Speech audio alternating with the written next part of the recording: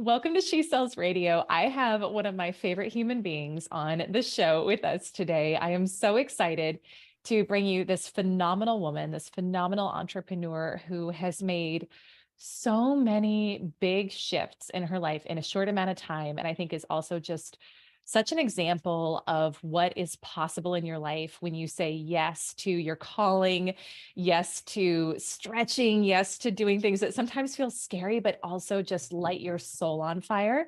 She's one of our She Sells community members. She is an alumni of the 50K Club, and I'm going to let her tell a little bit more about herself too in a second. So Michelle Fishering, welcome to the podcast. So happy to have you. Oh my goodness, Elyse, I'm so excited to be here. I started listening to your podcast like just about a year ago. So that feels like coming full circle. It is such a full circle moment. I mean, it's so fun because I just think about, first connecting with you and everything that, I mean, you are already by so many accounts, like living a life that so many people would say, oh, she's got it made, she's got it all. And I also know, like many of us, there was this calling for something greater in your life. And so Yeah.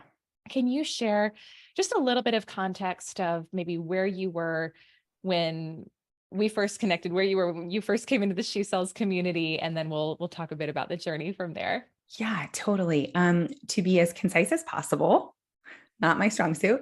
I was I was in a career, more or less a career. I had left like formal employment and was in a contractor consulting role. I was sorry, speaker just something weird just happened. Can you still hear Oh, good. I hear you great. me? You're Sorry. fine. Tech is always fun. So I was a director of operations in the luxury fine wine industry. I had been for about 15 years when we met, and I was great at my job and I was great at what I did. And it was totally soul sucking. Oh, yeah, and and it's for lots of reasons. sure. It just it was a zone of excellence, like the best way to say it, zone of excellence, not zone of genius. I was not living into my purpose. I had been feeling like, is this all? For again, I had been in that role for about 15 years in different versions of that role, and maybe for like 12 of those years I had been Yeah. like wanting something more. And then a small shift would happen and I'd be like, oh, maybe this is it. And then very quickly it would be clear that that wasn't it. And so in an effort to find that purpose and that something more, I just did more. And I took on, Mm. I was wearing all the hats. I'm working with these 7 and 8 figure founders. I'm literally like bringing their visions to life, doing all the things, being all the things to all the people. And that was the only way I knew how to find more, was to do more. Wow. But you can imagine that like the other side of that is the massive burnout. And, I was giving like the very dregs of myself to my most important relationships, like with my husband and in our lives. In my life, I was giving very little, Mm. but to the lives of the people I worked for, I was just, I mean, it was like like a never ending outpouring, but that energy has to come from somewhere, and that commitment and anyway. So it was just it's when I say it was very soul sucking, it was how I approached it and the way I let it kind of take over my life. But I knew there was more. And it was really, I had tried a couple of different like side hustle type things, developing um, different like business models and trying different things in the online business space while I was still in that role, in hopes that I could find what that thing was. Mm. But it was really in coming into your space that I started understanding that actually I could have the work life that I loved, and like and develop in that way and expand in that way, and also become the woman I imagined that, or the woman I wanted to be, that I imagined I could be, but I Mm. never saw a path to get there. Yeah. And it was that dual, it was that like there can be harmony in these things, and I could move forward into that something more life, very empowered and in this just such a beautiful way that I really craved. And it was in hearing that through you that my vision started expanding like that sense of possibility Yeah. for Yeah. what could I create? There is so much power in what you just said. And a few things just really stand out. And I want to make sure, I guess our listeners hear all of your stories. So I'm going to do just a super quick highlight, but the knowingness of more, right? Which I think at some point in all of our lives, we have that where we build the thing that we think we're supposed to do to be successful and happy. And then we look around and we say, is this all there is? There has to be more, right? There's a part of us that's so unfulfilled. And then what you said just struck and resonated a chord with me, because I've been there too, about filling the gap by doing. Well, if I just do more, then I'll be happy. And it's never the path, but it's typically where I think we go first, because it's kind of what society teaches. So I so appreciate that you shared that. And I know when you came into the She Sells community and we connected, I mean, it was an easy conversation. It was like, I think it was a hell yes on both ends very quickly, if Yeah, I recall absolutely. correctly. It definitely was. I And think it so was more of a like, how can we get started immediately versus like a sales call? yeah, it was honestly one of my easier sales calls. So thank you for that. I tend to make decisions quite well. Right. Some decisions apparently I Yeah. take 15 years, but other decisions I make really When quickly. you know it's time, right? Exactly. And so I want to speak for just a moment about a bit of your journey when you came into our programs, because you came in when we just had the 10K club. And then I think a couple months in, we launched the 50K club. And so you were like, well, Yeah. that's where I'm going. That's what I'm aligned with. But share, if you can, share a bit about what spoke to you about 50K club specifically. And then you made a big change early on in that, which I'd love if we could talk about as well, because I think it's very inspiring. Yeah, absolutely. So I think, like, thinking back at the timing, I think it was less than a month of being in the 10K club. So just in your sphere, because I was learning so many beautiful things, most that it was like the giving myself permission for expansion, Mm, and I've always known that I'll find a way. Like, I'll figure it out. yeah. I'm very capable. I'm very much a like, what do I need to do to make this happen?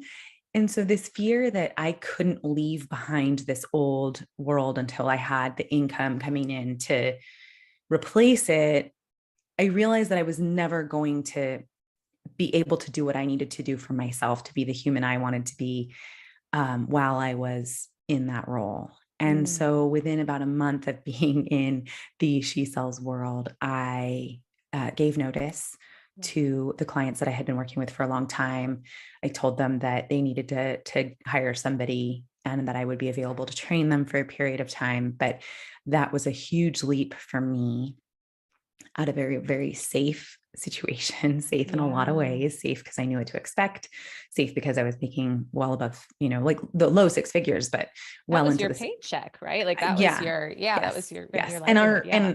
our only income, my Right. husband we have a farm, and he makes wine, and we have lots of stuff going on here, but none of that is making a ton of income at the moment. Right. And so, yes, absolutely. So it was our paycheck, um, and just the safety of the known, the Mm, safety of this is the world I know, and I'm really good at it.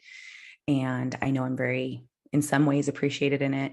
Anyway, so I left. So choosing to leave that role, it took a few months to get that actually wrapped up. yeah. But I was also really supported by you and the ladies in the community to hold the boundaries that I had drawn, which were really hard with, people that you've been with in relationship in one way, and then you ask to change it.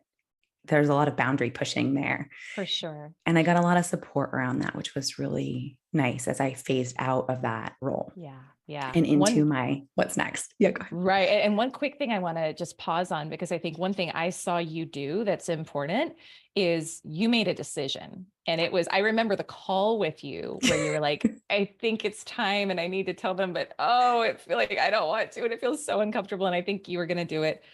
I don't know. In a couple of days, I was like, can you just do it today? Like, just get it done. And you literally, And I did. if I'm remembering it correctly, you Yes. went and you did it. So when someone is in a place where they're like, I know I need to do blank, like, I know I need to make a change, how do we just rip the Band-Aid off? Like, in that moment, how did you muster the courage to just do it and do it the same day? So right after the call that we had been on, in which you said that, and I was like, Yeah, no. I was like, I'm not ready for that. I'm not ready.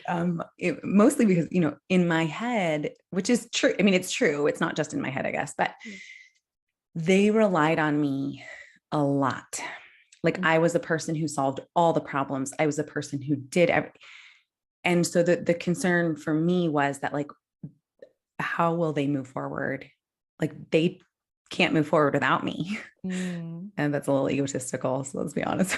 Well, that. but our But, brain will tell us that. Yeah, I get it. right. So Our brains will tell us it was thing. more fearful about, like, can I do that to them? Which is, there was a lot of dysfunction in that. But anyway, so I got on a call I had a call with them immediately following, with the family. It had turned into a family business while I worked with them, with the family. And over and over again, I was gifted these beautiful moments and opportunities to see how little I was truly appreciated, how small I was being kept and allowing myself to be kept. And that when it came down to it, I was never going to have the expansion and the growth that I craved in that role. It became so obvious. Yeah. And at the end of the call, I said, I have something I'd like to discuss with you. I'm giving my notice. And so that call was about an hour. So it was maybe like about an hour after you had said that. And I was like, not happening. I need like a week to prepare myself, 2 weeks maybe to prepare myself. My whole body it was a physical, visceral response of just my entire body just saying no, like shouting at me, no, like stop, you need to stop. Yeah. And it just became like, I couldn't do it anymore. And as terrifying in some ways as it was actually like the very inevitable conclusion to it. I could not stay for another moment, without kind of staking that claim that, like, I was worth more than that. Like I was worth more than that to myself. And I think my value. That's right. And that's one thing that, to me, I want to hone in on, because I think for our listeners, when it's time to make a change, my experience has been, there's often like this runway where you can still you can stay in the comfort zone, but you'll get these nudges and you'll get these like more and more confirmations from the universe, from your higher self, whatever language you want to use, that it's time. And to me, I always look at that as just confirmation. Like when something's feeling more and more uncomfortable, it's like, it's time to go. But to make that decision on your own terms as soon as you can, rather than having it be made for you, to me is always the most empowering thing. And the other thing that, and I want to get to what you've created next, because I want to make sure we get all this in here. But the other thing you did that's so important is it was like you jumped and the net appeared. You didn't know what it was going to be like. And it's one of the scariest things to do. It's also one of the most powerful things to do. And I think my own life, again and again, the best moments have been when it was just following that calling and following that intuition without seeing the full how. Totally. And so when you did that, the net didn't appear right away, but I know it started to. And I want to talk about kind of what you've now created as a result of making that space in your life and removing what was no longer in alignment to really step into that greatness that was within you. Yeah, absolutely. So I actually want to, I have this different analogy that really, I had this dream one night, about 4 or 5 months ago, that I have a different language for me, and for the analogy of this, of the jumping and the net and the, you kind of think like, okay, so there's the parachute, right? Like you're going to jump and the net's going to catch you, or the parachute's going to pop out. And I don't usually dream. So I took it as this, like, it felt like this message from God. Like, I didn't give you a parachute. I gave you wings. Oh, wow. And so it was this, right? Like you're holding this thing on your back, and I think it's a parachute. So I'm willing to jump because I know you're going to give me a soft landing. And it's like, it's not about a soft landing. It's about seeing how high you can fly, and like how, and just that soaring, right? That's so good, Michelle. I know. I know it was such Wow. like, it was such Yeah. a powerful vision. Like I could even feel these wings like bursting. Mm. It was very powerful. Yeah. And like it Yeah. getting choked up, even talking about it. It was very, very powerful. Wow. And it's really like, that's what I feel. That's the point that I feel like that I got to. Mhm. So rolling back to, okay, so year end is here. I've given this notice. It hasn't like kicked in yet, right? Because they're still in the hiring process and all that. I step into the space of the 50K club. Mhm. And we started out in January, and I started out with the intention, which was an inspiration from something I had heard you say, which is this idea of like, I want to feel the fullness of who I am. Mm. And that had always really resonated with me, like more than the money goals. And it's not to say that the money goals aren't important, because they are, but it was what I had been craving for so long was a feeling of myself. Like I knew I was put here for big things. I knew I was somebody who's capable of big things.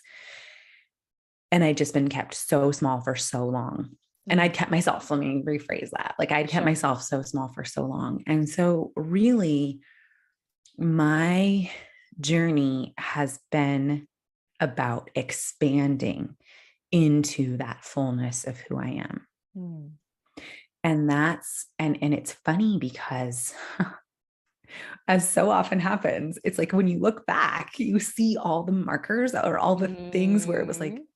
hello, you could do this. Like, Yep. Michelle, right here, right here.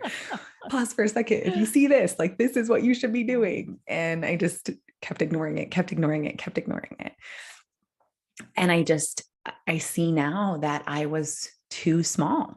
Mm. I couldn't hold it. I couldn't even, well, honestly, I didn't even have the vision for it, Sure. you know, and that was part of what being in this community of other women who are just the conversations we're having. We're this up-leveled version of a conversation where we're not talking about, it's not to say that those conversations of like first starting out in your business are not valuable. They're so valuable. But once you've moved beyond that, it's having these bigger conversations that expands your own vision for what's possible. Because right now, when you're not having those conversations, you can't even see, Mm. let Yeah. alone cast a vision. And so it's learning to see in a bigger way and learning to see further and in more detail that allows you to cast that vision and then allows you to step into that because you know that that's meant for you and you know that you can create that. So powerful. So what's the vision you stepped into? Okay. So Tell the it, because vision. everyone wants to know. So the vision. So I started a publishing house, which was a lifelong, I'm not even going to say dream because I never thought it was possible. Oh, You know what I mean? It's like a yeah. dream, you think like, oh, one day, wouldn't that be cool? Mm. No, it was like, yeah, that's never going to be for me. Mm. So more of like that thing dangling out there that like, Yeah. because I thought a publishing house had to look one way. And I thought that you had to be based in New York City. And I definitely do not live in New York City or anywhere close to a city. So Pretty much the opposite. pretty much the exact opposite. And so, I thought you had to live in New York City, and I thought you had to wear power suits, and I thought you had to, I just thought it had to look one way. And it doesn't. And so I started a publishing house. And one of the things that I'm so lit up and excited about is that it looks the way I want it to look. Yeah. And it's challenging paradigms about what publishing, like what writing books and publishing, like what that looks like for people and the kind of support that's available and the kind of service, the level of service. Because in the writing world, authors, even in the business book, like I'm an entrepreneur and writing a book to support my business, even in that realm, they're often the writers and authors, like aspiring authors, are kind of left to like figure it out. Yeah. And I think that that's not acceptable. And so my level of service and commitment to excellence and the experiences that I've had running luxury businesses are being translated into then experience that I have. I mean, I have a Master of Fine Arts in Creative Writing. I have a book coaching certification. Like I've been pursuing book writing for a long time. in a less, just in this like kind of informal, like this is my personal interest, not my business thing. And so it's like, I get to merge all of these pieces of me, bring it all to the table. And instead of like segregating and keeping small and siloed, it's just like the full force of this just magnetic, incredible energy that I get to bring to the table. I have this vision for shifting the way publishing works for people. I have this vision of bringing new conversations into the world and bringing books that truly impact lives. And I could go on and on about all of those things. Yeah. But that's, so it's really this manifestation of all of me. Like, it's just the most beautiful thing. And it literally on an almost daily basis, I'm expanding to hold it.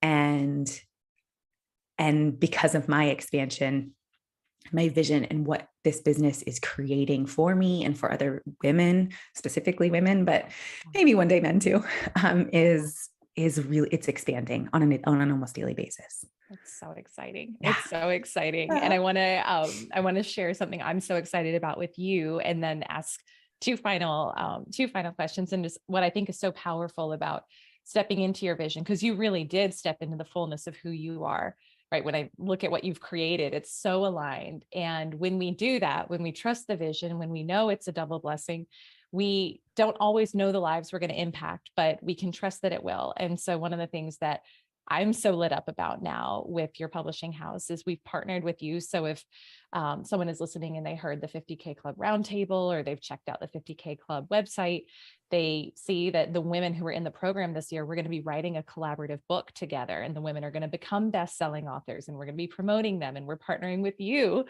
for that. So it's such a cool full circle moment. And I don't think I've shared this publicly yet, but you're going to be publishing my first solo book too, which I'm so excited about. And it's like all of this coming together of vision by saying yes to your desires, by trusting the unknown, by letting the wings carry you. It's so powerful. So Michelle, if a woman is listening and she is feeling called to the 50K Club, but dealing with fear about investing in herself or stepping out or whatever it is, what would you say to her?